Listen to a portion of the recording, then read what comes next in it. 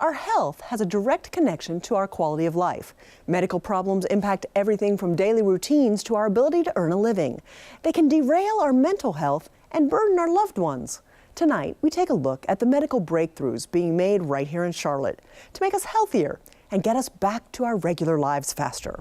We'll show you the progress being made to treat one of the most common sources of pain and tell you how technology is restoring function. Plus, you'll learn about a new technique for treating ligament, tendon, and muscle injuries. But first, stopping opioid addiction before it starts, inspired by the opioid crisis hitting communities across America, including our own. Doctors at OrthoCarolina are working on a new approach to pain management, one that doesn't rely on popular opioids like Oxycontin and hydrocodone, which are highly addictive. Our Sharon Smith shows us how this clinical trial goes beyond a Carolina impact. Let's do some Tai Chi. Inhale and exhale. Margot Williams loves practicing Tai Chi. Get a nice stretch, but don't hurt your neck.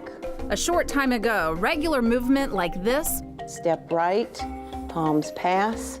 was painful and simply out of reach. Reaching up to a cabinet to pull down a plate, playing with children, going to the grocery store, driving, all those things are impeded when you're in severe chronic pain. Don't hurt your shoulders.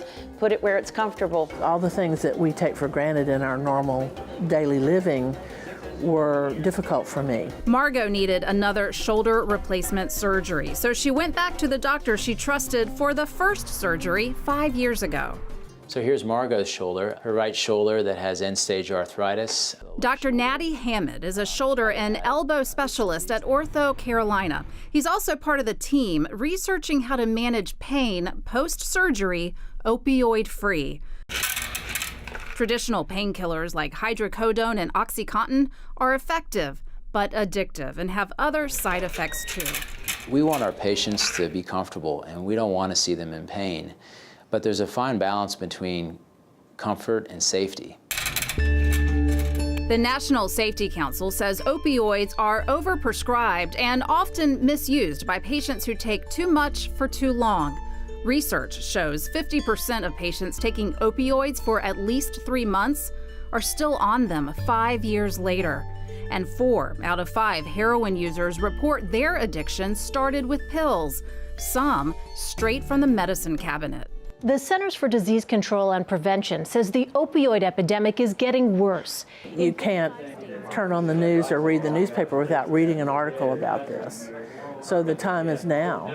Margot signed up for the trial, glad to help with research and hoping for a better recovery experience. Give yourself a big breath. I did like the fuzziness that the opioid medicine left me with and not having all my synapses firing. Instead of opioids, she and other patients take a combination of non-addictive drugs at various stages, like acetaminophen, anti-inflammatories, and nerve pain blockers. The strategy is working. What we found was the opioid-free patients did extremely well. And in fact, at times after their surgery, during their recovery, they actually had less pain than the group of patients that were treated with the typical painkillers. And we're going to pause for like 3 seconds here with the shoulders relaxed. Dr. Hammond is thankful patients like Margot make the research possible. He owes the idea to another patient who spoke up honestly about addiction. He came to see me several years later to have his other shoulder replaced, and he was very forthcoming about this and is just getting his life turned back around. And he was really worried about the idea of going back on medications while he was going to recover from his second surgery. The study shows what can happen with doctors listening, patients trusting, a medical team collaborating. Good news for those on the front lines of the opioid crisis in Charlotte. This is a very common issue in our city where people are gaining easy access to medications. Clinical addiction specialist Edward Blevins counsels people who have lost their jobs, relationships, everything, as they struggle with addiction. Most clients or the people we work with are unaware of how they got to this point, because they don't just take it today and tomorrow the bottom falls out. But across time, life begins to change in small increments that leads to the big wham to where the whole bottom has dropped out. This is the socket of the shoulder, and here's the ball, and you can see there's very little, if any, space remaining between the ball and the socket. Research takes time too. The trial expands soon to other orthopedic surgeries. Dr. Hammond and the team hope for continued positive results. Sink in the knees.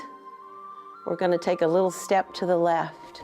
Meanwhile, Margot is glad to be active again. She's pain-free and feels good about participating in the trial.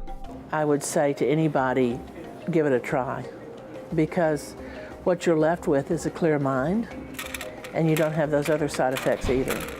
This time when we step left, we're going to float over there. For Carolina Impact, I'm Sharon Smith reporting. Thanks so much, Sharon. 70 patients are participating in that study. It's being paid for by a grant from the Doris Duke Charitable Foundation. Well, Connie Mealy, Mecklenburg County Assistant Health Director, joins me now. And Connie, thanks so much for your time. This is such a huge issue. It is, and we're impacted just like every other community in the country. We hear about it nationwide, and we hear of some large areas. I've heard about it as a huge thing in Ohio, where both of us happen to actually be from. I've heard about it in Maryland. How does our county, Mecklenburg County, stack up against national numbers? I think that we're probably right in the middle, along with many cities that are our size. We do have communities in North Carolina that have high incidences, such as Wilmington and Hickory. But here in Mecklenburg, we're probably right along the middle of the road in regards to the numbers of people that we have. But that doesn't mean it's not an issue and it's not a problem. It certainly is in this community. What are some steps that you're taking to try and combat this? So we have a Mecklenburg County Substance Abuse Task Force where we are looking at what are the important steps we need to take, and there are a number of them. And so prevention is certainly something we should be starting early in schools with kids and churches and every place we touch young children. And we have some of those in our community, but we need more. I think one of the best things that we can ask people to do is that if you are going to have any type of procedure and your doctor wants to prescribe pain medicine for you, that you say, you know, I'm going to go ahead and try over-the-counter things first, and if those don't work for me, then I'll call you back and ask you to prescribe something. But I want to try using something less strong than a narcotic at this point in time. I think that would go a long way. The other part is if you have medications in your house, opiate medications, and again, those are morphine, Dilaudid, Oxycontin, oxycodone, Vicodin, any of those kinds of medications. You know, you need to have them either locked up, or you need to know how many you have in your bottle, and you need to dispose of them if you don't need them. I think we're bad in this country of keeping medication, especially pain medication, and in case we have a bad headache or we injure our back or we have another problem, we'll use that. Or we might even say to our spouse or our child or friend, oh, I've got some pain medicine. Let me give you a couple of those. That'll probably help. And we can't do that. That's really against the law because you're taking a prescription and giving it to someone else. But most importantly, having them available just means people have access. And we don't want people to have access. If you don't need them, you need to get rid of them. And there are take-back medication boxes located throughout the community that you can take them to. We have take-back medication days. We have one coming up in the near future, and people can take their medications there to get rid of them. Unfortunately, we've probably all read articles nationally of people finding different doctors who they get a prescription from one doctor and then they go searching for another doctor to refill the prescription. Now, there's something out there to try and prevent that from happening as well. So in July, North Carolina passed the North Carolina STOP Act, and one of the pieces of that legislation is that if a person goes to a doctor and gets a prescription, when they take it to the pharmacy will check a national register to be able to see whether that person has had prescriptions recently for another narcotic and be able to let the physician know that there was a problem. We also hope in the near future that physicians will be using the same database so that even before they prescribe it, they could go in, look up the person's name and make sure that they haven't had a prescription recently. While opioid abuse and addiction seems to be the newest, hottest thing, it's still not the only thing. And we need to realize that there's just a whole lot of addictions out there, and it's not really impacting any one socioeconomic type, correct? That's correct. And what people need to understand about addiction, I like to refer to it as an equal opportunity disease. It can happen to anybody. It doesn't matter where you live or how many children you have or what you do for a living. It can happen to anybody. And so it's important for people to understand that it can happen in their family. In fact, as I go around and talk with different groups, I have yet to have a group where there wasn't one person raise their hand that said they were not affected by someone who had an alcohol or a drug problem. And so we need to treat them all. It isn't just opioids. We need to address all the drugs of addiction. But opioids does seem to be the thing that's getting so much national attention and such a fear. And I know even as a parent, when my son got his wisdom teeth taken out and they prescribed some strong pain medicine for him, I was that mean parent who wouldn't let him take any. And I'm like, you'll be okay. I survived it years ago, but we forget how much pain that is because, a little pain today, I think, is better than a lot of pain down the road. And so it's just tough, but that doesn't seem to match our societal norms, as you were saying. Absolutely, it does not, because people expect that if they have some pain or discomfort, that they can call their physician and get a prescription to change how they feel, to take the pain away.